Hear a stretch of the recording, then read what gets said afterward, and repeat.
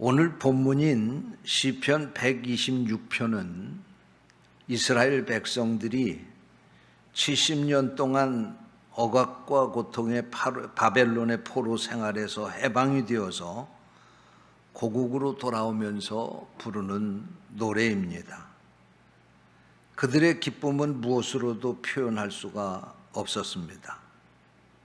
이스라엘 백성들에게 해방이라고 하는 것은 상상할 수도 없는 일이었는데 어느 날 갑자기 이 해방이 현실로 이루어진 것입니다. 이스라엘 백성들은 서로가 믿겨지지 않아서 마치 꿈을 꾸는 것이 아닌가 하는 착각을 할 정도였습니다. 그들은 온 힘을 다해서 해방을 주신 하나님을 찬양했습니다. 그러나 이스라엘의 해방은 해방의 즐거움으로 모든 것이 끝난 것이 아니었습니다. 고국으로 돌아와 보니 성전은 다 허물어졌고 성벽도 다 허물어지고 모든 땅이 잿더미가 되어 있었습니다. 해방의 기쁨도 잠시 돌아온 땅은 황폐한 곳이 되어 있었습니다. 절망할 수밖에 없는 현실이지만 이스라엘 백성들은 이 잿더미가 되어 있는 이곳에서 나라의 이 현실을 목격하면서 탄식하고 원망하지 않았습니다. 오히려 이러한 가운데서도 희망을 노래하며 다시 시작하자고 새 힘을 불어넣고 있습니다. 눈물을 흘리며 씨를 뿌리는 자는 기쁨으로 거두리로다. 울며 씨를 뿌리러 나가는 자는 반드시 기쁨으로 그 곡식단을 가지고 돌아오리로다. 현실적으로 예루살렘이 폐허가 되어서 비참한 상태가 되었지만 실망하지 말라는 것입니다. 포기하거나 주저앉지 말라는 것입니다. 다시 일어나 씨를 뿌리고 가꾸게 되면 다시 거두는 날이 분명히 온다고 미래의 희망을 노래하고 있는 말씀이 오늘 본문 말씀인 것입니다. 여러분, 우리가 햇볕이 있는 맑은 날을 좋아하지만 햇볕만 계속 쏟아진다고 하면 그 땅은 사막이 되고 말 것입니다. 햇빛도 비쳐야 되지만 때로는 비가 와야 합니다. 비가 쏟아지게 될 때에 생명의 환희가 일어나게 되는 것입니다. 저는 인생도 마찬가지라고 생각을 합니다.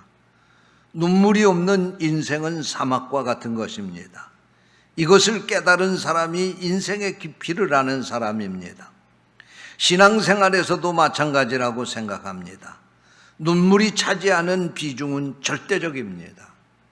눈물의 골짜기를 통과하지 아니한 신앙은 하나의 값싼 장식품에 불과할 것입니다. 그러므로 예수를 믿고 나서 하나님 앞에서 진지하게 울어본 그 사람이 차원 높은 신앙생활을 하는 사람입니다. 때로는 눈물이 내 영혼을 깨끗이 닦아주고 내 영혼을 풍성하게 하는 생명수가 되는 것입니다. 눈물이 우리의 신앙을 본질로 인도합니다. 눈물이 고인 눈에 십자가의 주님이 보이는 것입니다. 애통하는 심령 속에 우리 주님이 찾아오는 것입니다. 우리의 믿음은 바로 이 눈물을 먹고 자라는 것입니다. 신앙생활에 대해서 제대로 아는 사람이라고 하면 눈물을 부정적으로 보지 않습니다. 신앙생활의 밑바닥에는 눈물의 강이 흐르고 있습니다. 그러므로 눈물을 흘려보지 않은 그 사람은 아직도 신앙의 성숙한 단계에 들어왔다고 말할 수 없을 것입니다. 주님은 애통하는 자에게 복이 있나니 천국이 저희 것이라고 말씀하셨습니다. 그런데 오늘 우리는 어떻습니까? 오늘 우리의 눈에서 눈물이 마른 지 오래되었습니다.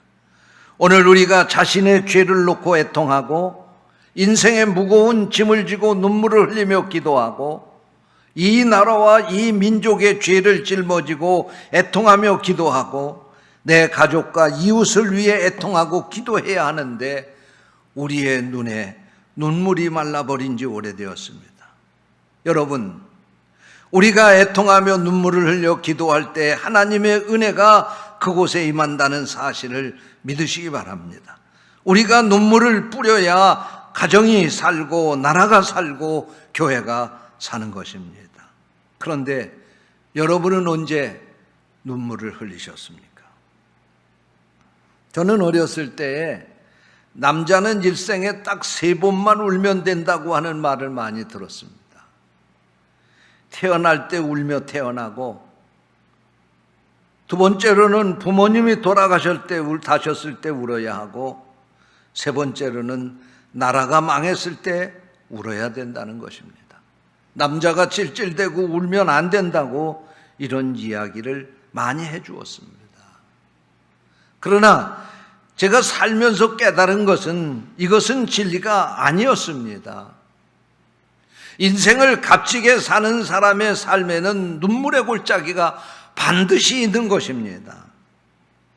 신앙생활을 하는 데 있어서도 우리는 많이 울어야 은혜가 되는 것입니다. 많이 울면서 신앙생활하는 사람들의 그 신앙에는 본질이 다른 것입니다. 오늘 읽은 본문에서도 울며 씨를 뿌리라고 말씀하고 있습니다. 그런데 여러분은 언제 울어보셨습니까? 여러분이 신앙생활하며 눈물을 흘릴 때가 언제였습니까? 저는 오늘 이 시간에 이 본문 말씀을 가지고 눈물이 마른 것은 아닙니까? 이런 제목으로 말씀을 드리려고 합니다. 성령께서 이 말씀을 듣는 우리를 깨우쳐 주시기를 원합니다. 그러면 우리가 왜 울어야 합니까? 첫째로 하나님께로 돌아가는 방법이 이것이기 때문에 그렇습니다. 성경을 보게 되면 유다의 13대 왕이었던 히스기야는 전국 방방곡곡에 있는 우상들을 다 제거했던 믿음의 왕이었습니다. 그런데 그 뒤를 이어서 14대 왕이 되었던 이 히스기야의 아들인 므낫세는 왕이 되면서 다시 그 나라의 상황을 원점으로 돌려버리고 말았습니다. 므낫세는 북이스라엘과 남유다의 왕 가운데서 가장 오랫동안 통치한 왕입니다. 그는 무려 55년 동안 유다를 통치했습니다. 그는 55년 동안 나라를 통치하면서 유대 역사상 가장 어리석고 가장 불신앙적인 왕이었습니다. 그의 아버지 히스기야가 다 제거해버린 우상들을 다시 만들었습니다. 나라를 우상의 천국으로 만들어버렸습니다. 그 후에 므낫세의 뒤를 이어서 15대 왕으로 아몬이 왕이 되었습니다. 그는 2년 동안 통치를 하다가 반역에 의해서 죽고 말았습니다. 그리고 16대 왕으로 요시야가 왕에 등극하게 됩니다. 이때 요시야의 나이는 8살이었습니다. 그때는 이미 전국적으로 우상 숭배가 만연했던 때였습니다. 요시야는 왕이 된 지 18년이 되었을 때에 성전을 수리하던 중에 대제사장 hil기야가 성전 안에서 율법책을 발견했다고 보고를 해옵니다. 그동안 므낫세와 아몬이 통치하던 시기를 거치면서 이스라엘 백성들은 하나님의 말씀을 잃어버렸습니다. 하나님의 말씀에 대한 관심도 없었습니다. 우상을 섬기는 일에만 열중했습니다. 그런데 열왕기하 22장에 보면 요시야 왕 때 하나님의 말씀인 이 율법책을 찾아내게 된 것입니다. 요시야 왕은 서기관 사반에게 이 율법책을 읽으라고 했습니다. 사반이 그 율법책을 읽어 내려가자 요시야 왕은 그의 옷을 찢고 통곡하며 하나님 앞에 울부짖었습니다. 여기서 옷을 찢었다고 하는 것은 자신을 겸손하게 낮췄다는 것이고, 통곡했다고 하는 것은 하나님 앞에 죄를 회개했다는 것입니다. 이때 하나님이 어떻게 하셨는지 아십니까? 열왕기하 22장 19절입니다. 내가 이곳과 그 주민에게 대하여 빈터가 되고 저주가 되리라 한 말을 내가 듣고 마음이 부드러워져서 여호와 고온 내 앞에서 겸비하여 옷을 찢고 통곡하였으므로 나도 네 말을 들었노라. 여호와가 말하였느니라. 무슨 말씀입니까? 하나님께서 그 땅에 내리셨던 진노를 거두셨다는 말씀입니다. 하나님이 내리셨던 재앙을 거두셨다는 말씀입니다. 그렇습니다. 눈물은 하나님께로 돌아가는 가장 큰 방법입니다. 사무엘하 11장에도 보면 다윗 왕은 우리아의 아내 밧세바를 취하고 그것을 은폐하기 위해서 우리아를 죽였습니다. 그때 하나님께서 나단 선지자를 통해서 그의 죄를 지적하셨을 때에 다윗은 밤마다 침상이 젖도록 울었다고 성경은 전하고 있습니다. 자기의 죄를 용서해달라고 회개하며 울었습니다. 자신을 회복시키고 붙들어 달라고 하나님 앞에서 울었습니다. 무죄한 피를 흘린 죄에서 구원해달라고 울었습니다. 그 눈물이 바로 이 다윗을 살게 해 주었습니다. 사랑하는 성도 여러분, 오늘 우리에게 회개의 눈물이 메마른 것은 아닙니까? 드라마를 보면서도 눈물을 흘리면서 하나님 앞에서 흘려야 할 눈물은 이미 메말라서 한 방울도 흘려본 지가 오래된 것은 아닙니까? 여러분, 회개의 눈물에 은혜가 있음을 믿으시기 바랍니다. 회개의 눈물에 축복이 있음을 믿으시기 바랍니다. 그러므로 우리는 울며 회개하고 주님께로 다시 돌아가야 합니다. 그래야 축복의 문이 열리는 것입니다. 내 눈이 너무 말라버린 것은 아닙니까? 둘째로, 왜 우리가 울어야 합니까? 고난을 축복으로 바꾸는 방법이기 때문입니다. 오늘 본문은 씨를 뿌릴 때는 눈물을 흘리는 고통과 어려움이 있지만 그래도 씨를 뿌리면 반드시 결실을 할 때가 온다는 사실을 분명하게 우리에게 가르쳐주고 있습니다. 시편 80편 5절에 보면 주께서 그들에게 눈물의 양식을 먹이시며 많은 눈물을 마시게 하셨다고 말씀하고 있습니다. 이 말씀이 무슨 말씀인지 아십니까? 눈물의 양식이라고 하는 말은 성경에서 유일하게 이곳에만 나오는 말입니다. 이 눈물을 양식처럼 먹게 하셨다고 하는 이 말씀은 고난이 양식처럼 생활의 한 부분이 되었다는 말씀입니다. 갈비는 이 말씀을 해석하기를 이스라엘 백성들의 슬픔과 재난을 끊임없이 당하게 될 것을 말씀하고 있다고 해석을 했습니다.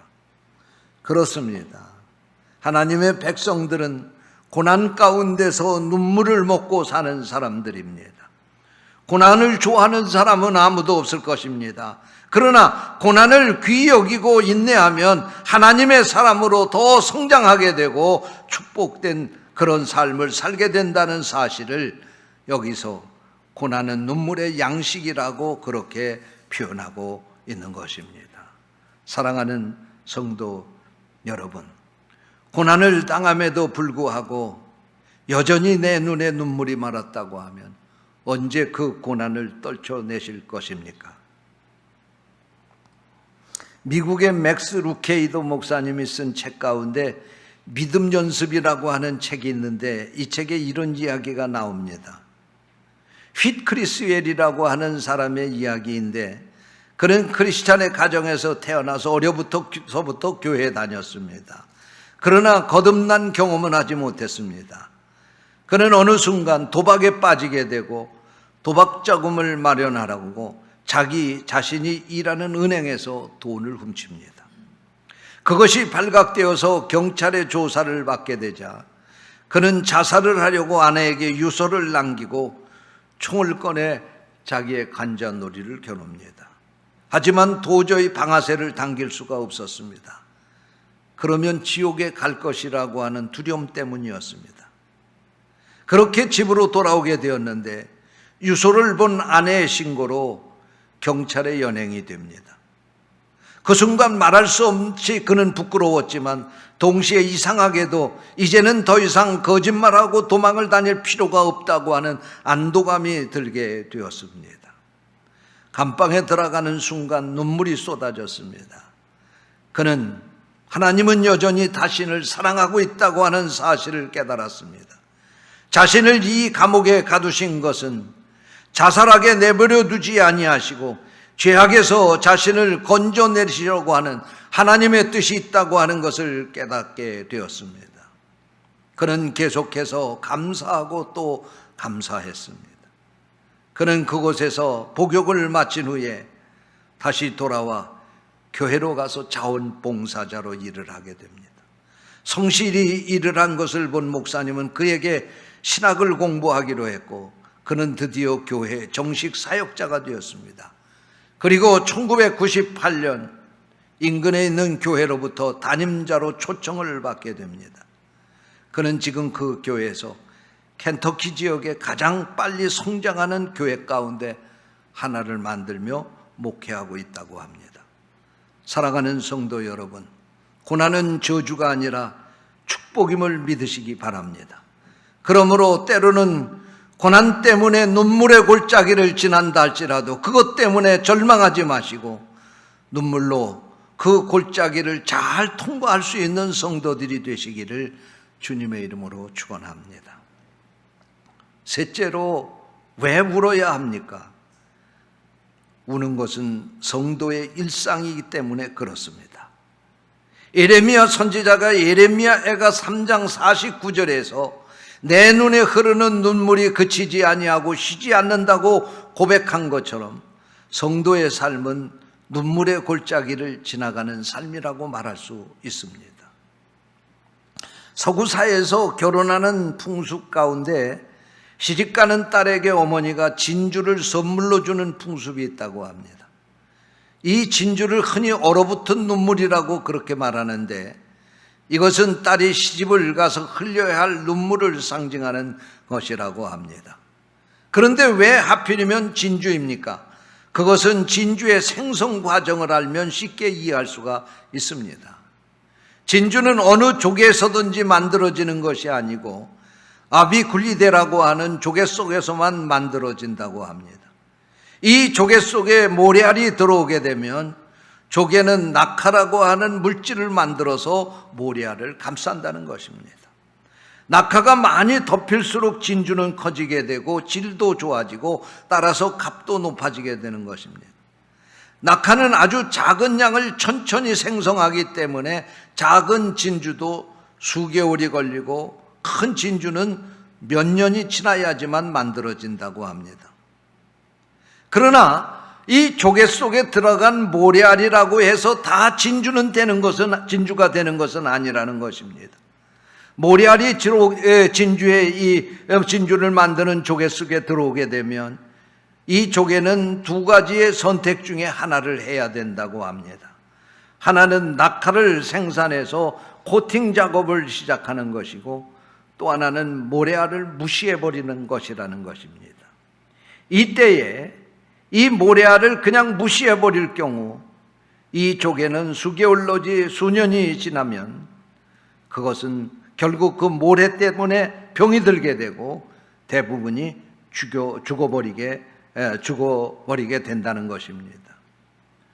조개가 직면한 두 개의 그 선택이라고 하는 것은 침입한 모래알을 도전으로 받아들여서 진주를 만드느냐, 그렇지 않으면 무시해서 자신도 결국은 죽고 마느냐 하는 선택입니다.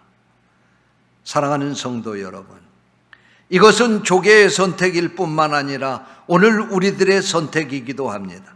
우리에게도 고난이라고 하는 여러 종류의 모래알들이 시시때때로 침입을 해 들어오게 되는 것입니다. 이때 어떤 사람은 그것을 하나의 도전으로 여기고 그 고난을 인내하고 극복함으로 마침내 진주와 같은 삶을 만들고, 어떠한 사람은 이것을 무시해버리고 결국은 자신도 파멸에 이르게 되는 것입니다. 그러므로 진주가 얼어붙은 눈물이라고 하는 별명을 가진 이유는 많은 어려운 일을 오랫동안 인내로 극복하고 이겨냈다는 데 그 의미가 있습니다. 사랑하는 성도 여러분, 우리 세대는 부모 세대들로 인하여 많은 복을 받았습니다. 그런데 우리 부모님 세대는 오늘 우리들의 이 세대를 만들기 위해서 수없이 많은 눈물을 흘리셨습니다. 예수 하나 잘 믿기 위하여 집도 버리고, 어떤 이들은 북한 땅의 모든 재산과 고향을 버리고 이 남쪽으로 내려온 이들도 있습니다. 그들의 신앙생활을 보게 되면 그들에게는 늘 기도가 있었고, 그들은 기도하며 늘 눈물을 많이 흘렸습니다. 저는 어려서 우리 부모님 세대가 기도하게 될 때에 많은 눈물을 흘리며 기도하는 것을 보았습니다. 금식하고 차가운 마룻바닥에서 밤을 지새우면서 눈물로 기도했습니다. 그 기도에는 자녀들을 위한 기도가 많았습니다. 그래서 오늘 우리가 있는 것입니다. 그런데 지금 우리 부모의 세대에 우리 눈에는 눈물이 말라버린 것은 아닙니까?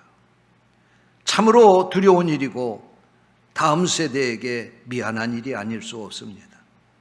부모의 눈물의 기도가 없이 자녀들이 기쁨의 단을 거둘 수가 없기 때문입니다.